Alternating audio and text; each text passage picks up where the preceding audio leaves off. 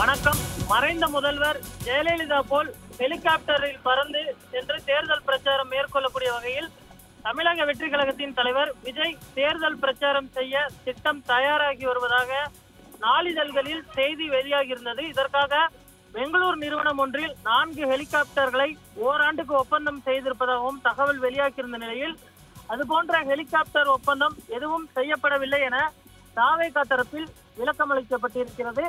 தமிழகத்தில் திராவிட கட்சிகளுக்கு இணையாக விஜயின் தாவேகா பார்க்கப்படுகிறது. வரக்கூடிய 2026 சட்டப்பேரவை தேர்தலில் வெற்றி தோல்வியை தீர்மானிக்கும் சக்தியாக தாவேகா இருக்கும் என கூறப்பட்டு வருகிறது. இந்த நிலையில் சனிக்கிழமை தோறும் வார இறுதி நாளில் பிரச்சாரம் என்ற புதிய நடைமுறையை ஏற்படுத்தினார் விஜய். ஆனால் கரூர் பிரச்சார கூட்ட நெரிசலில் 41 பேர் உயிரிழந்த சம்பவத்தால் தற்பொழுது அவர் அமைதியாக காத்து வருகிறார்.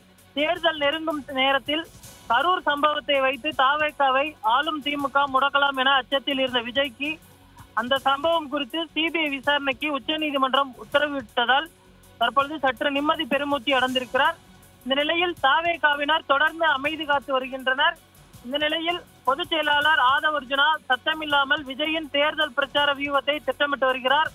நீதிமன்ற வழிகாட்டுதலின்படி மீண்டும் பிரச்சாரத்தை விஜய் துவங்கும் பொழுது மறைந்த முதல்வர் ஜெயலலிதா பாணியில் அந்த பிரச்சாரம் இருக்கும் என்று தகவல் வெளியாகி இருந்த நிலையில் அதுபோன்ற எந்த ஒரு ஹெலிகாப்டரும் ஒப்பந்தம் செய்யப்படவில்லை.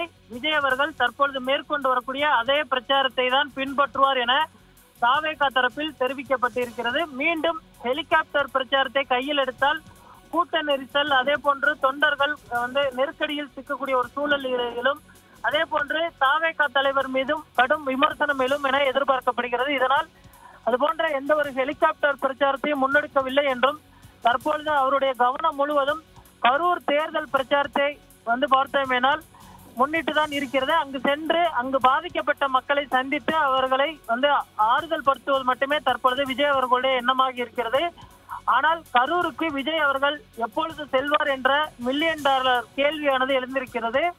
உடனடியாக அவர் செல்ல வேண்டும் என்ற ஒரு கேள்வியும் தொண்டர்கள் எழுப்ப தொடங்கியிருக்கிறார்கள். தொடர்ந்து விஜய் அவர்களுடைய மௌனம் கலைப்பாரா என்ற ஒரு கேள்வியும் எழுந்திருக்கிறது. அதே போன்று வரக்கூடிய சட்டப்பேரவை தேர்தலில் தாவேகாவின் வியூகம் என்ன, அவருடைய பிரச்சாரம் முன்னெடுக்கப்படுமா அல்லது தொடர்ந்து அமைதி காக்கப்படுமா என்ற கேள்வியும் எழுந்திருக்கிறது.